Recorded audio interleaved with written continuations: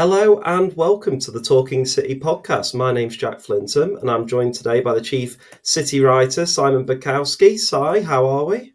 Yeah, very well. Thanks, Jack. How are you? Yes, not too bad. I'm ready for my second debut. If you're a long-term listener to the podcast, I did a couple of these about 3 years ago. Oh, wow. So yeah, a lot's changed. Definitely. City have now won the Champions League, so hopefully there's no hiccups along the way, and we get through this debut without any major collapses. But yeah, so we're going to be discussing today the Leeds game and on to Fulham tomorrow. It's a long trip down south to Craven Cottage. But to start with, then we'll discuss what happened on Saturday. And it was a bit of a Jekyll and Hyde performance from City, wasn't it, Si? Yeah. Talk about collapses. It was really weird. A really weird game, a really weird performance. Like you say, it kind of looked all done and dusted at half time. City 2-0 up, Leeds heads are down, Leeds kind of, not at the right end of the table and struggling, and it kind of looked like City could go on and win by whatever scoreline they wanted. And then Leeds came out with a different system, a different formation in the second half, and City just fell apart. It was just weird to watch. It felt like, the other way around, like it was a team at the top kind of coming back, fighting their way into the match against kind of like the plucky relegation strugglers. It just, everything became really, really hard for City. And, having lost at Newcastle, having lost against Leverkusen, Pep's made 9 changes again. So it's pretty much his first team. But they found it really difficult, and they were pretty lucky to win in the end. Yeah, and I suppose just looking at that first half performance, obviously it's quite dominant from City, even though they were a little bit lackadaisical in front of goal, weren't they? But it just felt like they'd set the tone out. They got themselves a 2-goal lead after 25 minutes. But yeah, just not pressing on after that. Yeah, to be honest, like they didn't play particularly well in the first half. It didn't feel like they did score 2 goals. They could have scored more. But I mean, Guardiola kind of scores the second from a set piece. So Riley's header is only kind of saved as far as Guardiola, and he tucks it in. But like a minute before that, he's just had a perfect chance to head in from a corner, and it's ended up at the corner flag. And it was kind of one of those performances where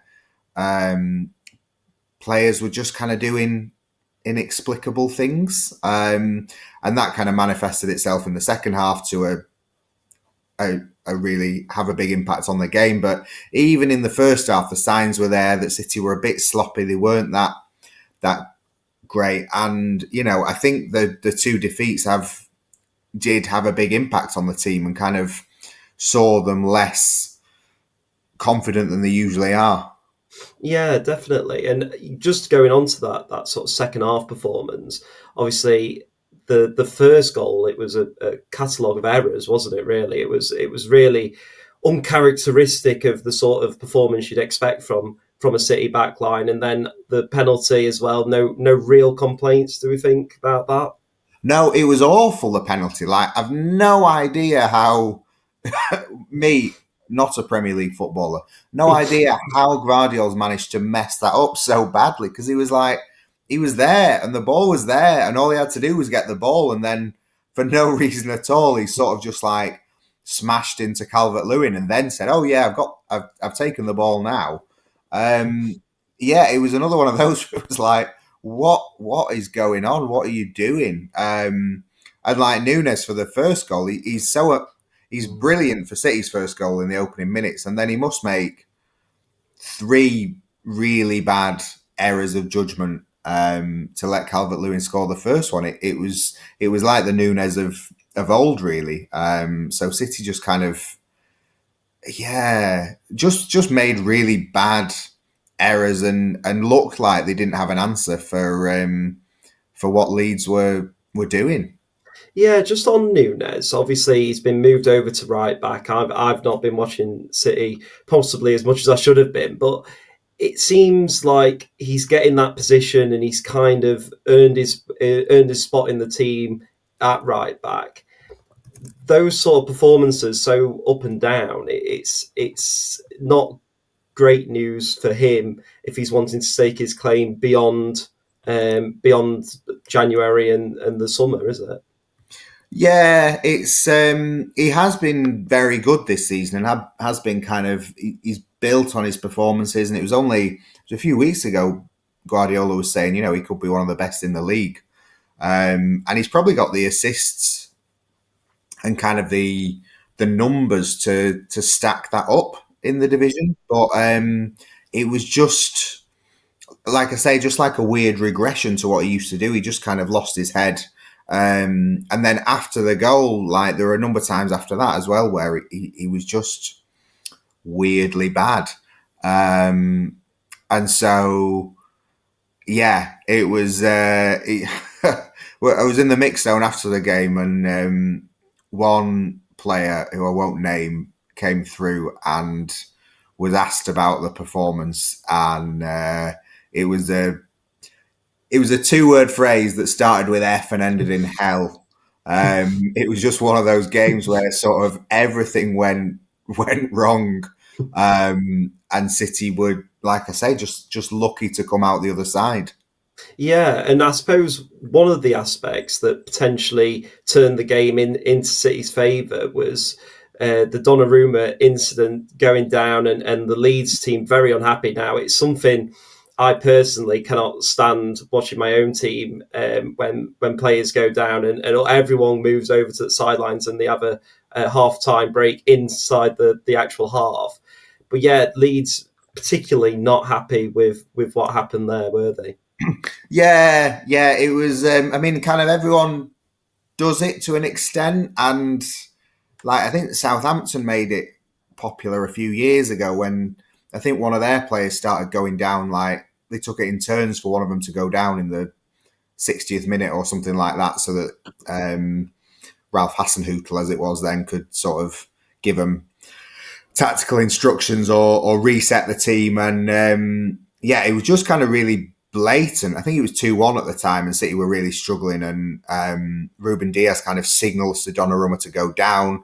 Donnarumma goes down, and of course, because I think if an outfield player goes down, they have to be off the pitch for 30 seconds, whereas the goalkeeper can stay on. So Donnarumma goes down, and instantly, like every player runs over to Pep and gets like a minute's team talk, and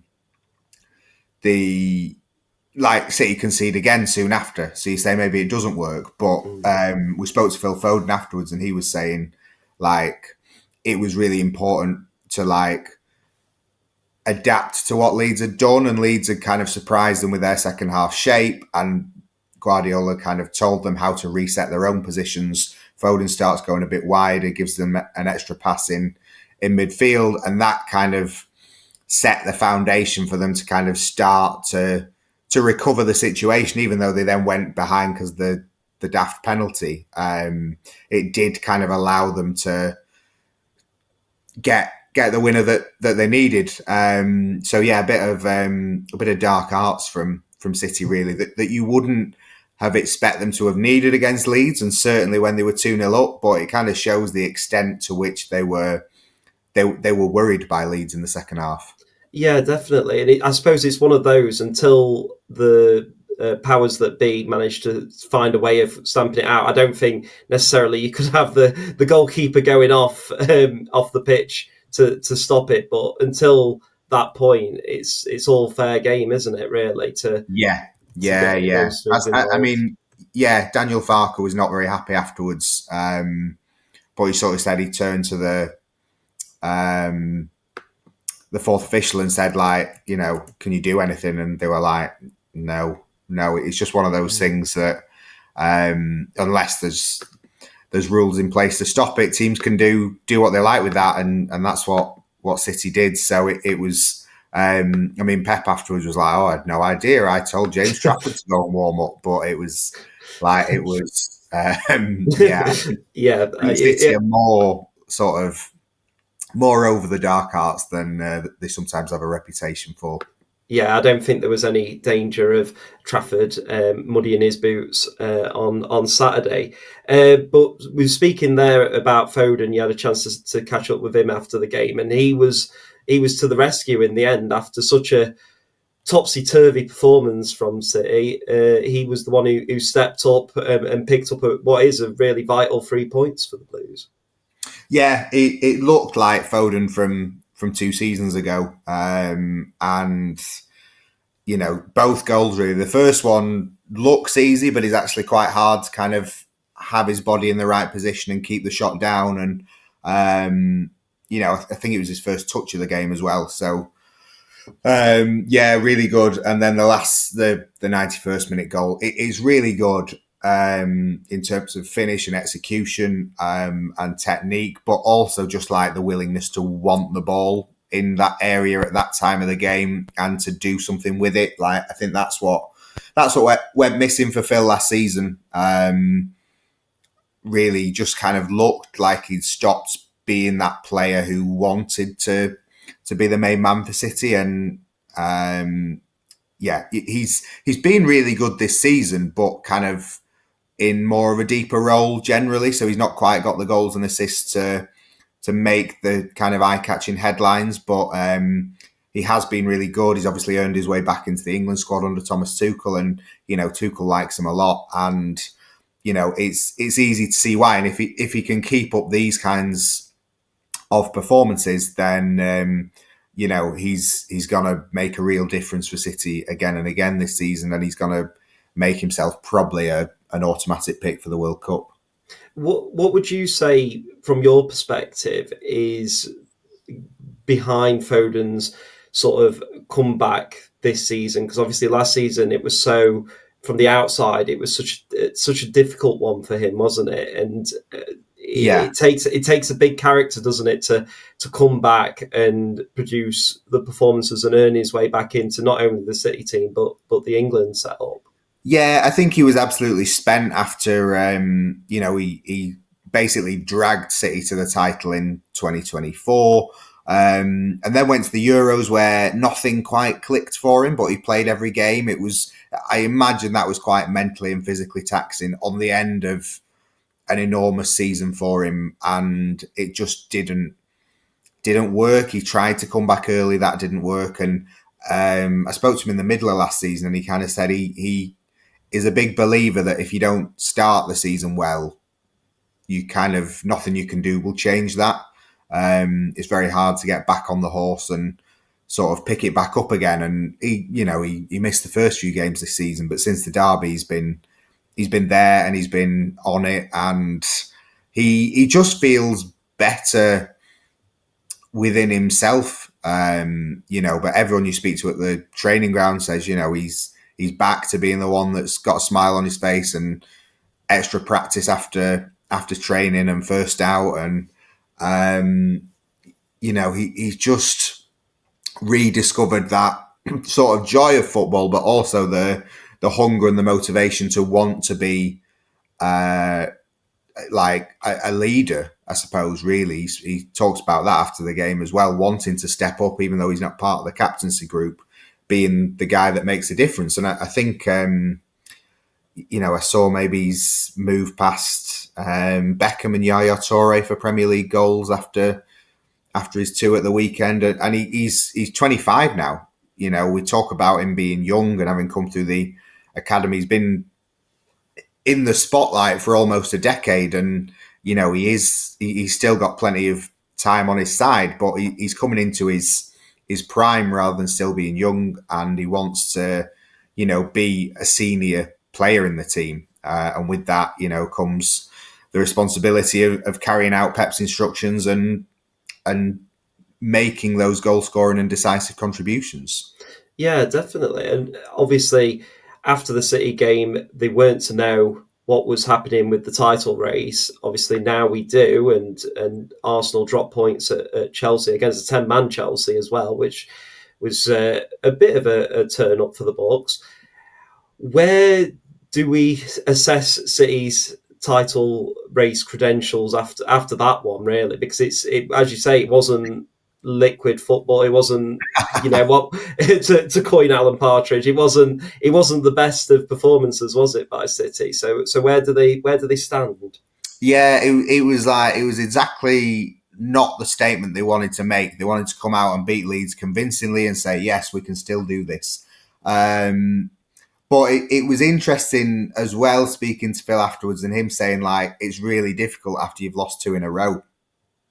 And there were 10 changes in midweek as well. So basically, like, every member of the squad has lost a game of football in the last week. And it's hard to come back from that and pick up a win. And yeah, it wasn't a good performance. It wasn't a great performance. It wasn't even good. But they got the win, and then were able. I think Pep said on Saturday, like, we'll sleep in second tonight, and they're still in second after Sunday's games, but they're also closer to Arsenal than they were. I still think that as long as they are around, no more than 8 points behind Arsenal, I think they will fancy themselves until March, April, really, until it gets to a point where eight points is too much to make up in a short space of time. I think if they can just keep in Arsenal's wing mirror and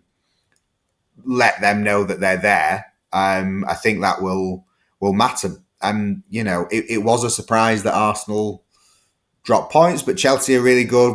None of us are speaking about Chelsea, but they are up there, and I think they're level on points with City and beat Barcelona in midweek. So they are up there, but Arsenal, another sign, I suppose, that Arsenal are not the invincible side that are going to romp away with the title in the Champions League and win everything because, the prizes aren't handed out in November. So all City can do is just stay close, and they go to Fulham before Arsenal. I think Arsenal at Burnley on Wednesday. So, there's a chance to push the gap to 2 points, I think, before Arsenal play. So all City can do is just ask the question, but they will need to kind of translate that relief from the last minute win at Leeds into kind of a much better performance going forward. Yeah, definitely. And I think it's also quite important with Arsenal. It's sort of shades of 2 seasons ago, isn't it? Really, with them, and they've started off like a house on fire. They've pushed forward and they're leading the way. But as you say, nothing's won in November or December. It's about where you are in May. And if Arsenal, drop into a bit of difficulties, you do kind of fancy the City to mop up. They've been there, they've done that. They've obviously got a highly experienced coach who knows how to win the Premier League. So it is just about keeping them in touching distance at this stage and looking to pass them after the break. But yeah, as you mentioned there as well, it's Fulham next. Obviously, they've come into this one off the back of a really good 3 points at Tottenham, albeit Vicario handed the second on a plate. I mean, I'm not quite sure what he was doing with that one, was he? No. It's a nice finish. Yes, definitely a nice finish. He had a lot to do. Was it Harry Wilson? I think it was. Yeah. But yeah, he had a lot to do from there. But how do you sort of assess this one? Fulham kind of there or thereabouts. It's really a sort of game City should be winning, but we probably said the same about that before Leeds, didn't we? It is a game they should be winning, and it's a team they should be beating. But Fulham are kind of full of surprises. I think there was been a few stories about Marco Silva this season. 1 minute he was wanted by Forest, and then the next minute he was maybe Fulham were thinking about not carrying on with him, and they've been a bit up and down this season. So you're never quite sure what performance you're gonna get from them. Like you say, a great win for them away at Tottenham on Sunday. And on Saturday night even. So it's tricky, and City are coming off, their last away game was at Newcastle, which they lost. They've not been as great away from home this season, really. They lost to Brighton, they lost at Villa, they dropped points at Monaco. So there are a few questions over their away form, and they've got Fulham away, they've got Crystal Palace away in the middle of this month, which is always also going to be a big tester. So I think, we will see what we will know more about City's title chances after they've played Fulham, because they, having lost against Newcastle, lost against Leverkusen, they need to start building that momentum. I think win against Fulham and it is an improvement, but if they don't, then we sort of have to start reevaluating how far they're going to go this season. Yeah, and just finally, before we head off, what do you expect sort of team news wise? Obviously, we've seen a vast amount of changes against Leverkusen when there was still something on the line in that Champions League game, and then he's reverted back to his strongest 11. Do you anticipate he's going to rotate a little bit, because it is a quick turnaround, and obviously we know how busy December is for City? Yeah, I think it will be mostly the same team. I think there might be a few changes. Cherky made a difference when he came off the bench. Does Marmoush get a game? And then you kind of have to sit down with Guardiola and Nunes and work out, do they need a rest? Can John Stones come in maybe, or Kusanov even? So it's tricky, and also tricky because kind of they've got Real Madrid in a week, but they've also got Sunderland at home. And I mean, I was following the 3 o'clocks on Saturday at the game, and Bournemouth go 2-0 up at Sunderland, and you think, is Sunderland's bubble burst? And then no, they come back and win that one. So if Leeds was tough on Saturday, Sunderland is going to be even tougher at the end of this week. So it looks like a nice run of games on paper for City, but there's, as is always the case, it is still very hard to get a Premier League win.